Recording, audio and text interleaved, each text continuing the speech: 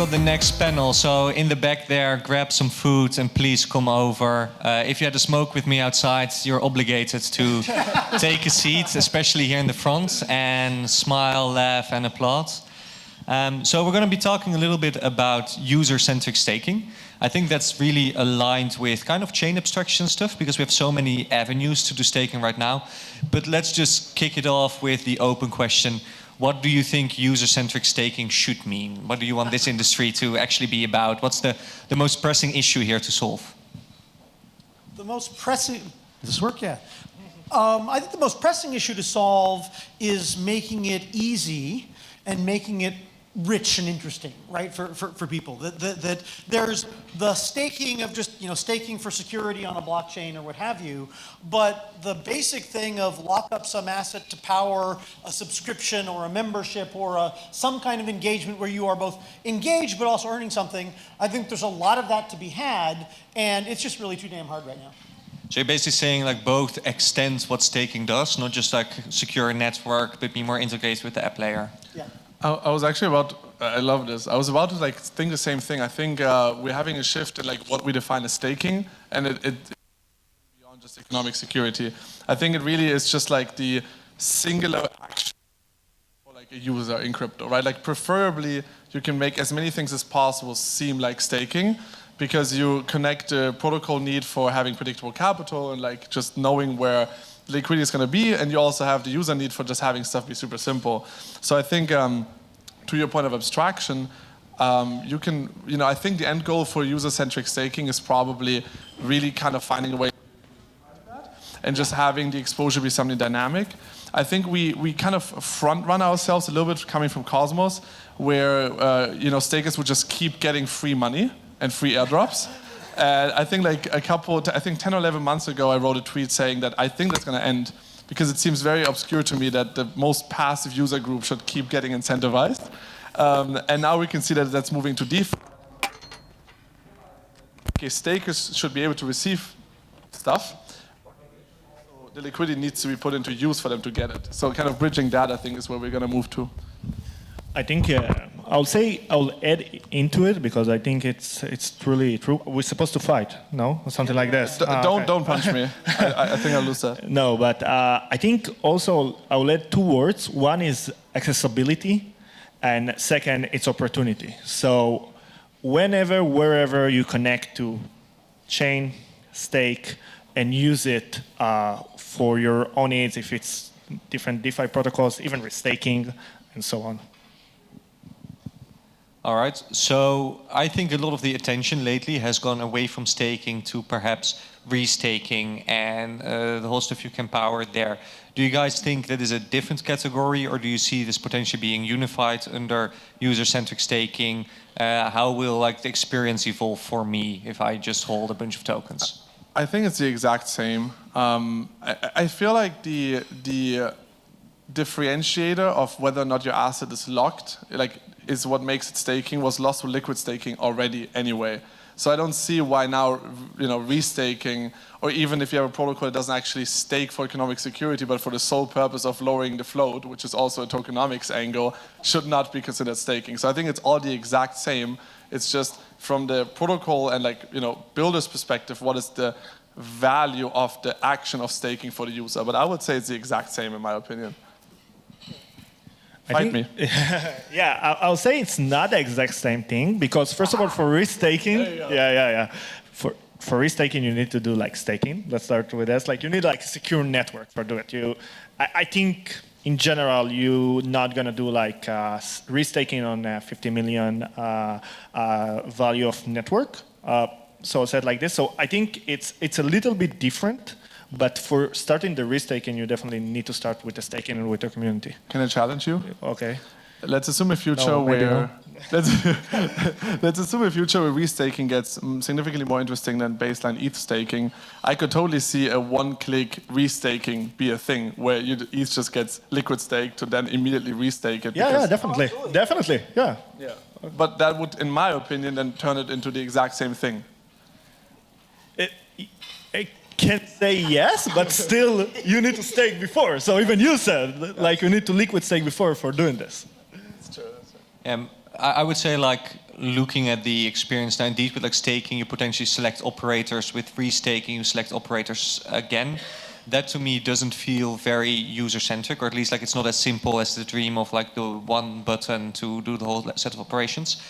How do you guys think like potentially working with operators yourself and ecosystems that do work with operators, how this will be unified?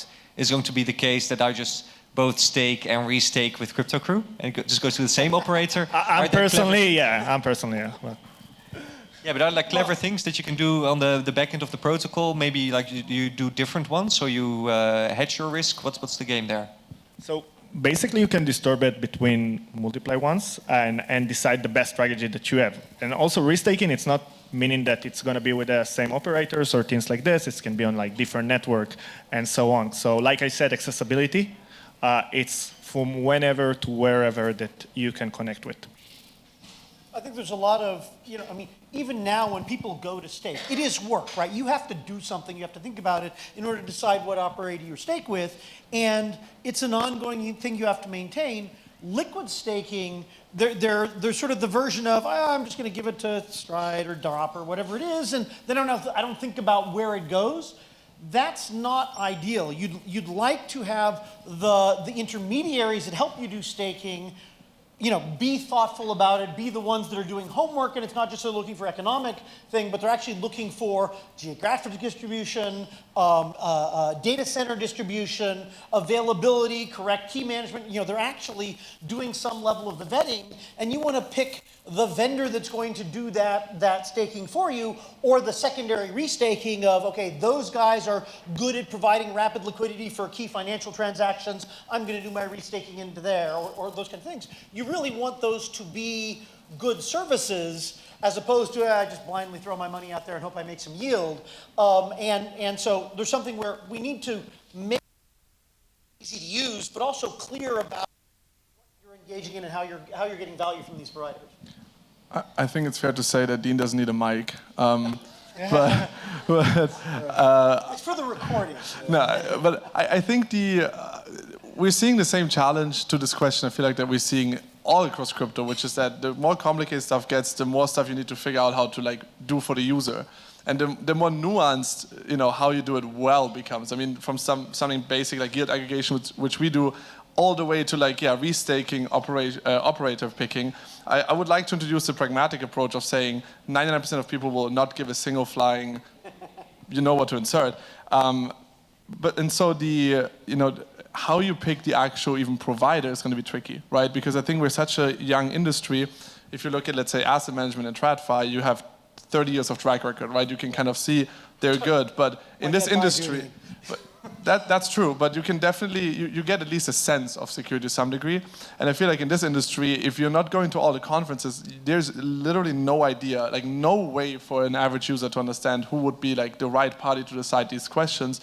So I think the more we don't actually let the users think about answering that question, the better it actually really is. I totally agree. Okay, in that case, I'll disagree. All right, so then I kind of have a hot take for you guys. I've been talking about like Ethereum's roadmap, Beam chain, etc. They always focus on like home staking, which to me always makes Ethereum less efficient than it could potentially be. You guys come from ecosystems where it's more professional validators that run nodes, more DPoS style. Do you think user-centric staking is potentially incompatible with home staking because you work with specific operators and there's a more structured corporate pipeline? And do you think that's a bad thing if that's the case, or is it maybe good that indeed operators are only professional? I mean, it depends. I'll talk a little bit about the numbers that we see. So basically, because what happened in Ethereum before, like the Beam chain, how they want to chain, maybe reduce the amount stake of it that you want to do. 40% of Ethereum it's staked, like liquid stake actually. And if you look at Cosmos, that's much more friendly, I would say, for the user to stake it. You see only 2% going like liquid staking, more probably for like regular staking. So to be honest, I don't know where it's going to go. And like you said, maybe it's going to be in 10 years. We're going to see when they're going to launch the Beam chain. But yeah, it depends. 2% is too small a number for Cosmos. I mean, really, it's one of those things where that is liquid staking and has not yet succeeded. It's got to be a bigger number. I am less concerned in many ways about the staking in proof of stake for economic value, partly because of the professional operators, right? Where the value on a Figment or Chorus One or CryptoCo or any of these things on a particular chain is relatively small compared to their reputation value across a spectrum of chains. And so the value of one of those across a spectrum of chains could be 10 or 100x how much it is on this new chain rolling out. If they behave badly on one chain, they're going to take damage on their reputation for staking the hub or staking Osmosis or staking one of these larger things.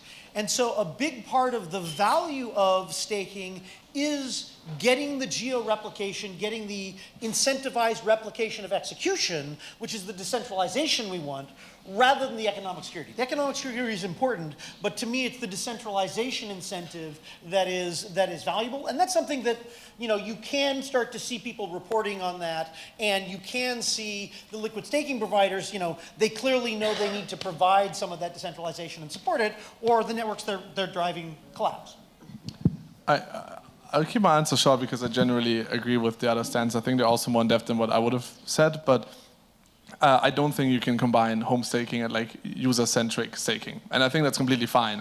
There's different user groups and different providers on all sides. I'll give an example. Many eons ago, I started running a Helium validator node with my stepdad, who is not in crypto. And it's a plug-and-play box. You buy it and it's already plug-and-play. And it was impossible for him to do it alone. I had to fly in and help with that. So no, there is no such thing as user-centric staking that involves home staking, in my opinion, and that's completely okay. Yeah, I can definitely see how, especially the TVL remark, that basically that might be a fundamental reason why just TVL and Cosmos slower, because you actually don't play dirty and just reuse your existing TVL once again to boost everything. I have also a controversial opinion here. I think liquid staking is so low in Cosmos because no one's willing to spend on getting TVL at all. There's just so little spending. I mean, that's a little bit off topic, but I think so many teams are just not willing to spend added capital to make yields attractive because it all goes into actual staking, which is completely overspent on security already. I will add is what is the opportunities also. You need opportunities to do this. Something like liquid staking is an amazing tool, but what you're doing with this. You have to have the DeFi or the risk-taking ecosystem to connect with. So if you don't have it, I don't see any reason that you will do it. Okay, I'll disagree. So the biggest obstacle is 21-day unbonding. It is true that you'll want more demand for actual, use of the liquid staked assets, but there are tens of billions of dollars of assets locked up that could be capital that could enable DeFi to be very active inside of the Cosmos ecosystem, but because it takes 21 days to unbond it and then put it into something, that's just this friction point that it's hard to see past, right? And until that's easier to overcome, you're not going to see past it. It may be that what you're describing is indeed an obstacle, but how would you know? I think the truth is in the middle, but I'm still leaning more his opinion and disagreeing with you because Mars is not completely utilized. So if you make the argument that it's a chicken and egg problem, that would be a counterpoint. There's enough to be still borrowed at Mars, so it's not a supply issue on that front, it's a demand issue, and the same with yields on Osmosis. Since Osmosis stopped incentivizing significantly, you have pools with, let's say, 1 million of, which is not a lot in ETH land, $1 million from the community pool in Atom, and the actual real yield is 0.25%, which also indicates that it's not a supply issue, in my opinion. So I would agree with you if spending would be high enough where it would make sense to see, we're actually hitting the cap of supply, but I agree with him in that demand is just really not there. We need to get that started. Then did ETH and Solana play dirty and artificially inflate yield early on to get better numbers, and Cosmos started playing it's called investing into growth. I wouldn't call that dirty. I would call that very sensible business Marketing is practices. cheating. What the hell? Actually, if we talking and expanding another interesting number, so Solana it's only 6% liquid staking from all the liquidity out there, and you have a lot of Solana that are solo validator that providing their own liquidity staking token. What usually not happen in Cosmos, that they separate between a couple of validators for security and so on. So just like another number. So no, I don't think it's cheating. It's called investing into your business. We should. Right. Then going a bit back on like what I like tech, user-centric staking. We have this vision, accessibility. I kind of imagine like no wallet or at least like some type of super app. What's the infrastructure that we still need to build this? Why don't I have like an app that is staking on any chain that I want? And don't say Union. I was about to say Union. Besides Union. But what's necessary? Like what are you looking forward to? Orchestration. Escher? No. Yeah, I think to give the user the opportunity to explore new assets. So even if you don't have the native token right now on his chain, it still can connect by, I don't want to say union, by messaging and by directly interaction into the staking provider with a lot of play orchestration, if you want, in the background to do like swapping and things like this and get, in the end, the result that we want. But you need to explore and you need to understand more. I'm talking about it a lot that, I don't know, like, I don't want to say OGs, but people that in the Web3 industry for a long time, they see like this all of this wallets, like, yeah, I just gonna open another Kepler wallet, I just gonna open another EVM wallet and all this. For users, they just join, it's like, it's not possible. You don't know what to do. Another seed press to remember, like, it's too like chaotic, so. So, and actually, I said orchestration as a joke, but it's true, whether it's Agoric orchestration or something else. Right now, particularly, you know, Cosmos is a bunch of chains. I mean, it took stuff that was on a monolithic thing and spread it out into lots of different chains. But to get things done, you have to do too many things on too many chains with too many tools. And that might just barely work fine, but we've got leverage institutions, we've got trading institutions, we've got DEXs, but to do something, you really want to use a little bit of each, and that's just too hard to stitch together. And there are so many scenarios that if we could programmatically create that end-to-end scenario that spans multiple chains, then you could just go up to someone and say, here's the make money button, or here's the invest button, push it with your assets and participate, and you end up with a little bit there, a little bit here, but you end up accomplishing that end-to-end thing, which they cannot currently do. I hear experts trying to do these things, and it just takes them effort and time and frustration. If it takes them that effort, then forget getting access to a lot of users. But we have all the pieces to make that happen now. I mean, you know, and I mean, really, those pieces have been coming out in just the last few weeks or the last few months, or a few more coming out over the next coming months, right? And so we're very close. But we got to put it all together into simple end-to-end use cases. Yeah, you banned me from shilling Union, so definitely not required at all. That's 0% what we need to make this work. You didn't ban me from shilling Union. But that's true, that's true. But I would say, to Dean's point as well, I mean, from Quasar's perspective, you know, you use the word orchestration, then other people call it intent. I think from our side, we always just call it automation aggregation. And I think if you have an actual bridging layer like Union, and you have an orchestration layer like Agoric, generally speaking, you can do what you said, which is the more different stuff you can integrate, the better for the end user, and the more you can automate that. And so I think, you know, building out vault infrastructure, I'm gonna die on that rock. Like, it is the most underrated primitive. Thankfully, it's more like now, but 2 years ago, no one gave any flying, you know, about vaults. And I think vaults are like a great tool to just automate things. And so if we want to really do staking, which like for the user, which is, you know, one action, everything else needs to be automated. It's going to use this, and it's going to use Union, it's going to use everything, but it needs to be through an automation vehicle. So I think pushing vaults is probably a good thing there too. All right. So to kind of top it off, we have this future of user-centric staking, good UX for the end user. What I immediately start thinking is when you have all of this accessibility and users can observe opportunity better, do you think we will potentially see a shift of which assets user buy to stake? Will you maybe see like small chains that actually have high yield associated with them, more like unstake stake operations going on? Will it become more dynamic than it is, or will we see everyone still like just have ST, ETH and LRT? So small thing, I think it's even gonna be combined. So even like an ETP, ETF that will combine all of them together, and you can basically stake for 3 networks in the same time and things like this. So more finance product like that we see maybe today in traditional finance. I think that the biggest wrench into this process has been like restaking, in my opinion, because the security spend, like the aspect, initially spending for security, is like now you actually give L1s the opportunity to direct their spending into like other holders, other stakers of other assets, which I would assume means a concentration of assets that are interesting to stake, would be like my conclusion here. So I don't know exactly which ecosystem to make the bet on. We're probably going to see a concentration of it with BTC-Fi and Babylon to Bitcoin.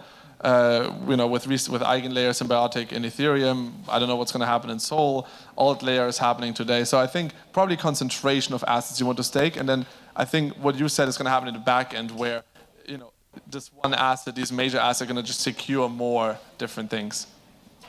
I think we're going to see an interesting, rich spectrum of stuff, right? It's worth looking at TradFi, even though we want to do stuff that's different, where a lot of retail goes into index funds, not into primary assets, and a lot of automation trading by experts is in things you've never heard of, right? And so high yield asset that has small footprint that I've never heard of, an AI automation can do that on behalf of an institution, and which drives capital to new inspiring efforts, even though you failed to do the marketing and no one's ever heard of you, but except for those traders. And retail traders can participate in Web3 broadly. But the other thing I think we're going to see is, like Osmosis with superfluid staking sort of gave a good example of this, and restaking, where we're going to see that these services apply their staking yield not just to security and not just into, okay, thank you for putting money in, here's some money back, but this staking is going into supporting relayers. This staking is going into supporting subscription services to pay for transactions so that users don't have to. And it'll be interesting to see what are effectively it's restaking, but it's restaking to support new interesting incentives and business arrangements. I think there's going to be a lot of evolution of that, and that's a place where, again, back to programmability and making it easy to move this stuff around is going to open up a lot more opportunities there to do new interesting kinds of incentives that will drive the next generation of DeFi and Web3 integration. Yeah, amen, definitely. I think that's the hot take to end this panel with. Sounds like the future is looking extremely bright actually for the space, and that everything is coming together. Any final words for everyone to conclude this? I am not Ohad. My name's actually Vallejo. I'm not Karel. I'm Dean. Without a mustache yet. I'm working on that. Thank you so much, Union, for having us. Yeah, as well. Thank you guys so much.